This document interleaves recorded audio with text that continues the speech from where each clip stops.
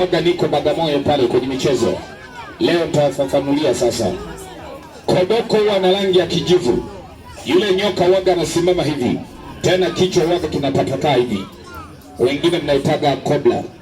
Anaitwa koboko, ana rangi ya kijivu. Lakini kuna nyoka mwingine anaitwa koboko. Kuna nyoka mwingine anaitwa swila. Mnamfahamu swila? Yeye ana rangi nyeusi. Yule nyoka waga anarusha mate juu hivi. Yule anaitwa swila. Target yake waga ni kwenye macho. Lakini koboko yeye waga anagonga kichwani tu.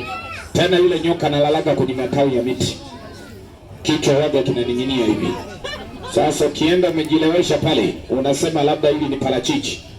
Hapo ndipo unasikia ka. Mayo naacha ukucha kweli. Sasa watoto, naomba mkae chini mtulie.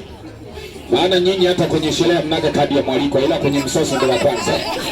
Msijichanganye nyoka na watoa chini hapa. Naomba mtulie, acheni kielele. Mzungu hapa awe kavua shati kavaa chupi, watu wanampigia makofi, mzungu anasikia joto. Lakini wewe ngozi nyeusi ukipita hapa utasikia angalieni bangi hizo. Ila mzungu ni joto. Sisi tumewapa kipaumbele wazungu. Na kati sisi wazungu tunaita wafadhili, wao wanatuita sisi ni washenzi. Kama mimi muongo mfano mdogo.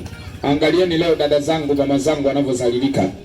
Leo mzungu ametuletea kitu kimoja tunakiona kina maana, kumbe hakina hata maana. Kuna kitu kimoja wazungu wanaita family plan program. Maana yake ni uzazi wa mpango. Wanachoma sindano, wanaweka meza vidonge, wanaweka vinjiti humo. Wanasema wanapanga uzazi. Kuna wengine leo wanatumia kitu kimoja kinaitwa kitanzi. Mnakijua kitanzi? Wanaume hamkijui, wanawake wanakijua. Kile kitanzi kinaekoga pale roundabout Tunduma.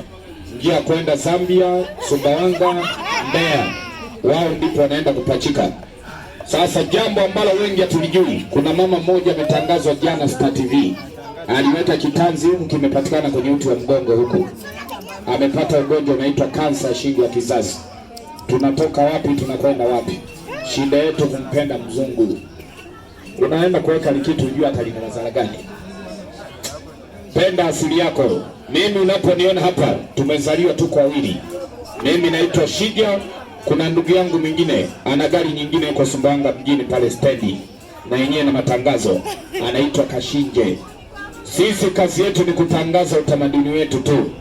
Kuna mama mmoja nimemwona hapo, nimeshika nyoka, anasema ushimbo na ulegea kwa jina la Yesu. Hata Yesu mtamzeesha vibaya. Kila unachoona ushimbo na ulegea kwa jina la Yesu. Shida kinachotuponza, kuna wengine tunaishi mazingira ya kukalili.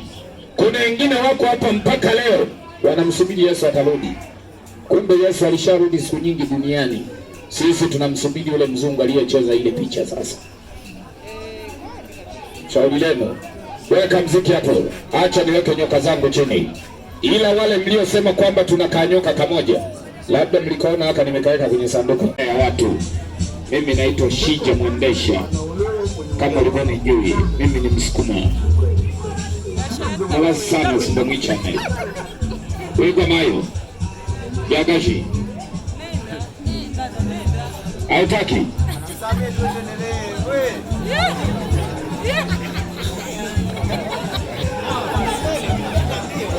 Tulia ni watoto. Sasa jamani, mimi naomba niweke nyoka hapa chini, ila tangazo moja tu. Naomba kila mwenye simu andaye simu yake, pigeni picha, wekeni ukumbusho. Ila jambo moja tu ambalo waga napenda kufanya tamgusa jamaa, tulia chini. Sivuti ngalo. Sawa kabisa. Sasa tunaenda kwenye maonyesho. Sasa watoto mtulie sasa, msije nikaona mtoto. Kaa chini. Wewe ni mkubwa, kaa chini. Bali ningekuona mtoto msimama.